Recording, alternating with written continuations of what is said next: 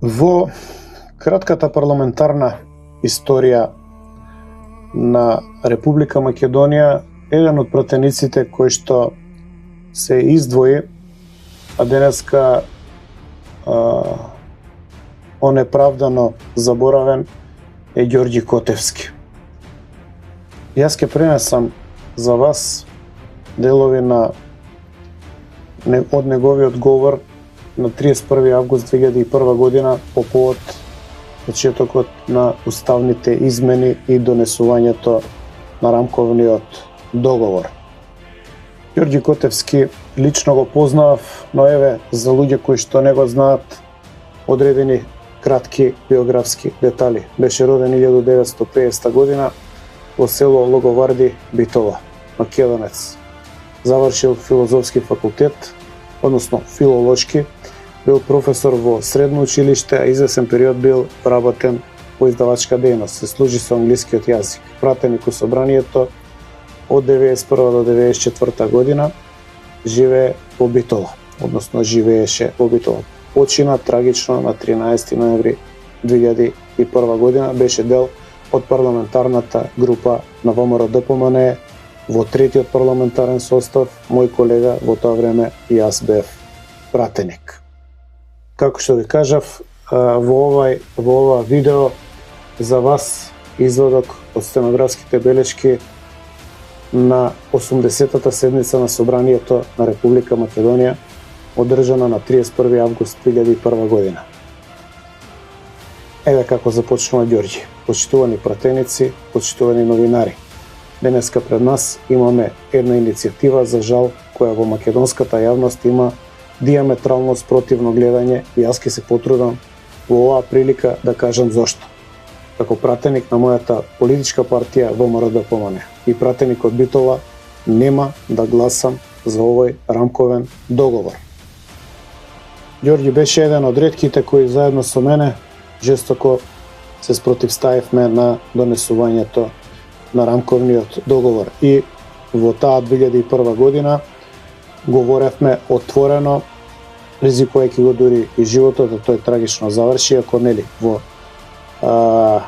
сообраќајна несреќа, ризикувајќи се спротивставивме на плановите кои што беа испоставени, испорачани пред нас од меѓународната заедница, а тоа беше да се смени структурата, комплетната физиономија на модерната, новата македонска држава. Да продолжам со Ѓорѓи. Доколку ние го поддржиме овој рамковен договор, всушност ние сме против волјата на народот и на сите граѓани на Република Македонија, без разлика на која етничка група и припаѓа. Најдоброто изјаснување за вакви суштествени прашања во државата на вистина треба да биде прашањето до целиот народ. Јас немам мандат за да вршам измени и дополнување на уставот воопшто, за ниедна измена и нема да гласам. Категорично повторувам, воопшто за ниедна измена нема да гласам.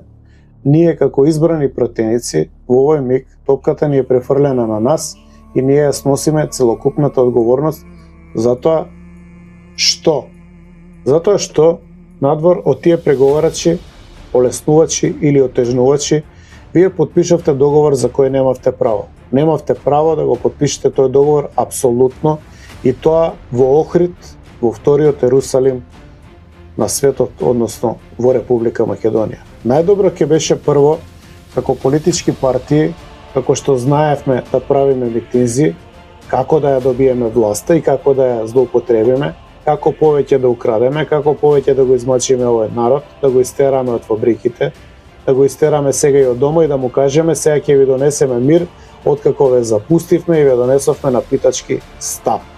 Тоа не е метод. Нашата совест, нашата интелектуалност треба да зборува во овие клупи и на тие места каде што се наоѓаме и во владата и на високите функции. Тогаш треба совеста да зборува дали со одреден чекор, со одредено законско решение правиме грешка со која ќе го доведеме народот во војна или во мир. Тука е фундаментално прашање за кое треба да зборуваме. Да, јас сум за демократија, меѓутоа демократијата е за паметни луѓе, не е за глупави луѓе. Глупавите луѓе се караат и се тепаат, посегнуваат по оружје. Демократскиот разговор значи да се слушаме и на крајот да го избереме тоа што е најдобро и што ќе не води напред. Да немаме зла крв, да не разрушуваме домови и така натаму. Тоа е демократија. Секогаш укажувам дека во оваа држава треба да се престане само по партиска линија и глупови луѓе да се редат на одредени функции. Тоа не смее да ни се случува. Но од 1990 година до денеска тоа упорно ни се случува. Упорно заговарав дека мора да се внесе искреност во политиката. За сите овие состојби, вие ако бевте искрени требаше да му кажете на овој народ, односно на граѓаните. Почитувани граѓани, врз нас се врши голема агресија. Не притискаат заради тоа и тоа. И ние ви кажуваме, бидејќи ќе нема излез, најголемо задоволство е институтот оставка. Јас оваа функција не можам да ја вршам. Честно е достоинствено да си признам, тоа се моите умствени и физички способности и си поднесувам оставка. Исто така не свативме дека позициите во државата, клучните позиции не само што имаат бенефиции, туку имаат и голема одговорност. Тоа во овој миг се потврди. Значи, ние мислиме дека со добивање на одредена позиција само ќе правиме шетанки, ќе уживаме, ќе имаме протоколарни средби, но кога ќе дојде еден ваков миг, треба да се покаже вистинскиот лик на државникот, на премиерот, на претседателот и така натаму, на сите оние структури кои ја владеат државата. Затоа повторно ќе кажам, во сите тие институции, во сите сегменти треба од оваа држава да се извлекуваат најпаметните и најквалитетните луѓе. За жал, ние тоа не го направивме. Почитувани пратеници, нам ни се случуваат и многу други нешта. Ние кутрата Македонија почнавме да ја делиме, не само по партиска линија, туку и по етничка. Одредени министри почнаа да земат одредени области, одредени задруги, донесуваат одредени луѓе. Тоа е уште поголемо раздробување на македонското ткиво и на граѓаните на РМ. Ние не смееме така сепаратно да го одделиме народот по Република Македонија. Бидејќи тоа ни се случува, јас нема да гласам за овој рамковен договор. Тие жаришта кои постојано и повторно се негуваат на овие простори, заради тоа нема да гласам за овој рамковен договор. Барем ќе ми биде чиста совеста и нема да ми кажува господинот мојот македонец Бранко Црвенковски, ако не гласаш за овој рамковен договор, ти си за војна. Благодарам што толку време од 90-та година ми ја пласирате оазата на мирот, а секој ден бевме подлабоко во војна. Зошто? Бевме заради овие работи што претходно ги кажав и не сакам да ги повторам, но ќе кажам, нашата политика и политичка свест се уште не е издигната на одредено ниво.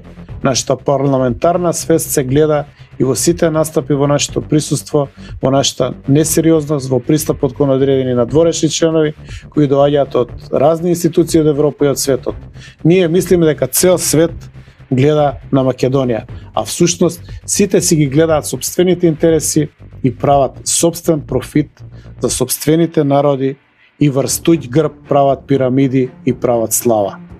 Додека не го сватиме тоа, ќе крвариме, а за жал, со потпишувањето на овој рамковен договор и посебно, бидејќи ништо не обврзува овој рамковен договор, треба да оди на референдум. Ако направиме уставни измени, тивко Македонија ќе ја снема. Повторувам, ова го кажа, беше говор негов на Ѓорѓи Котевски, прерано почитнатиот пратеник во 2001 година.